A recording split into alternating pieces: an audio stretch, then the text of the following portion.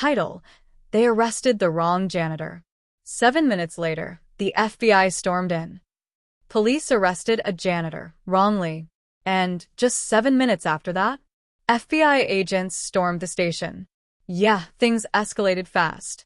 But hey, before we dive headfirst into today's unbelievable story, smash that subscribe button, give the video a big ol' thumbs up, and let's get into it. The parking lot outside Pine Hollow Public Library was calm that morning. Quiet, even peaceful. Until suddenly it wasn't. Raymond Cole, age 69, a man whose face wore the years but not the weight of them, bent down to tie his bootlace. Just a few feet from his dusty old truck, a rugged canvas bag slung across his shoulder like a soldier's pack, a utility knife clipped neatly to his belt. Everything about him said routine. Another simple day. Another maintenance shift. Or so it seemed. That's when everything changed. A police cruiser swerved in fast, too fast. Tires screeched. Hands, where I can see 'em. Raymond froze mid-movement, still hunched. Officer Drew Bell, young, hyped, maybe too eager, already had his weapon drawn, like this was some kind of standoff. His partner, Officer Carter, took his time stepping out, hand calmly resting on his holster. Raymond, blinking slow, asked, "What's this about?" His voice, calm, but there was a tired edge to it. Bell didn't flinch. "Got a call. Said there was a suspicious man lurking behind the library dumpsters. You matched the description. You carrying anything?" Raymond nodded once, measured. "My ID. And a registered sidearm. It's in my coat pocket." Bell's jaw clenched. "Turn around." Slowly. And Raymond did. No resistance. Just the steady, disciplined moves of someone who's seen worse, a lot worse. When Bell reached into the pocket and yanked the pistol out, it was like he'd pulled a live grenade. "Got him," he shouted. "He's armed. Acting weird. No visible badge." Sound about right. People had started to watch. A few pedestrians across the street. One of them pulled out their phone. Started recording. Raymond said nothing. But something inside him shifted. Back at the Pine Hollow PD, Raymond sat in a tiny holding cell. Fluorescent lights buzzed overhead like flies. His hoodie was soaked at the cuffs. His wrists red and raw. Carter was busy filling out forms. Bell? Cracking jokes over the radio. "Guy says he works nights at the library," Bell snorted. "But he's carrying a sidearm and a blade? What's this, Fallujah?" "No priors," Carter muttered, eyeing the screen. "But there's a hold on his file." He leaned in. Red lights blinked. A flashing alert popped up like something out of a spy thriller. "Active asset. Do not process. Priority intercept." "What the?" Carter whispered. Then it happened again. The alert duplicated. Twice. Then a new line appeared, colder, final. "Federal override in progress. Stand by for contact." And just like that, the phone rang. Officer Maria Null answered. She listened. Her face went pale. "They said stop everything. Don't talk to him. Don't even look at him. Agents are en route. ETA, 7 minutes. Bell blinked. "Wait, who even is this guy?" Null glanced toward the holding cell. Raymond was just sitting there. Silent. Still. Like he wasn't waiting for an explanation. He was waiting for response. Bell chuckled, nervously. He's probably bluffing. Carter wasn't so sure. Because Raymond looked like someone who'd waited in worse rooms. And survived them all. 7 minutes later, they showed up. 3 sleek black SUVs. No lights. No sirens. Just quiet efficiency. The doors opened with a click, not a slam. 4 agents walked in, suits sharp, earpieces humming, every step precise. Leading them? Agent Vance. Early 50s. Silver tie. Eyes that missed nothing. He walked in like a man who didn't need to ask permission. "Who arrested Raymond Cole?" His voice. Ice. Bell stepped forward, the swagger gone. "We did." Officers Bell and Carter. He matched a suspicious report, and he had a firearm.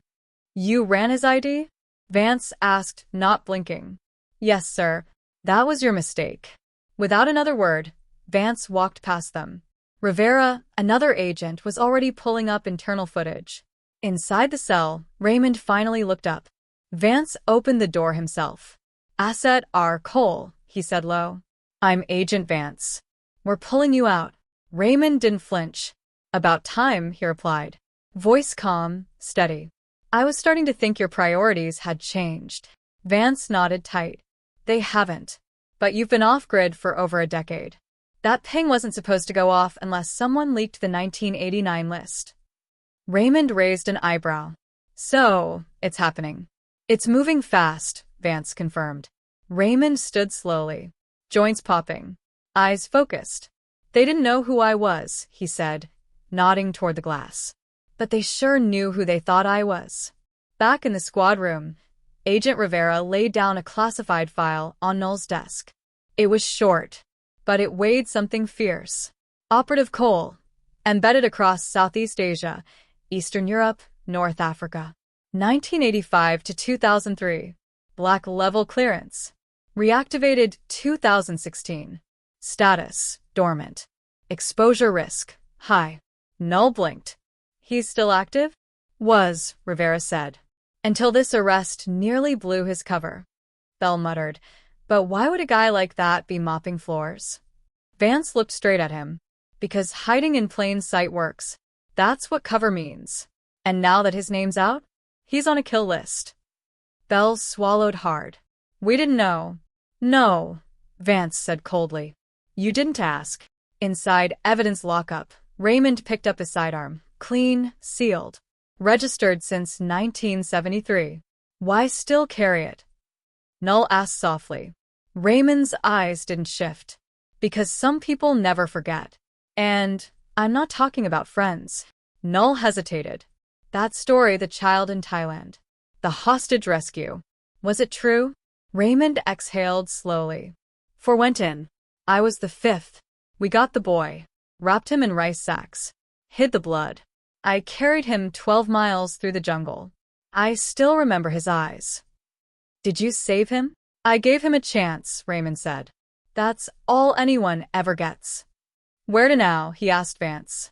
"We've secured a safe house. But this? It won't stay quiet. That leak? It wasn't random." Raymond looked once more toward the station. Toward the walls. Toward the faces. "They'll come again," he said. Vance didn't argue. 2 weeks later, everything had changed. Pine Hollow PD was under review. Bell? Under internal investigation. Carter? Reassigned. Both flagged for mishandling, escalation, and failure to verify identity. Null? She was offered a temporary federal liaison post. Someone had noticed her restraint, her silence when it mattered, her instincts. She never saw Raymond again. Not in person. But one morning, a letter arrived. No stamp. No return address. Null. Some folks think war ends when the gunfire stops. But it doesn't. It just gets quieter. You listened. Didn't need a file to know something was off. That's rare. Stay rare. RC. She pinned it inside her locker. No speech. No applause. But her walk changed. Not lighter, just more aware. And somewhere deep in the Appalachian woods, a recovery center hosted quiet conversations. A circle of veterans. Folding chairs. Scarred hands. A young man spoke, voice cracking. "I can't sleep. I keep reliving the ambush. Like it's happening all over again." Raymond Cole, now in civies, nodded. "You never forget," he said gently.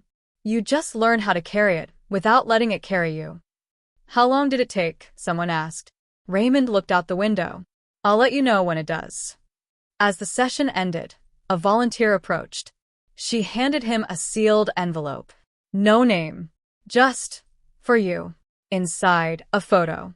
Grainy. Old. A grown man standing at a UN peacekeeping center. On the back, in small handwriting, "You gave me a chance. I used it."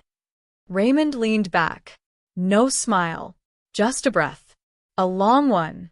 And for the first time in a very long time, he closed his eyes.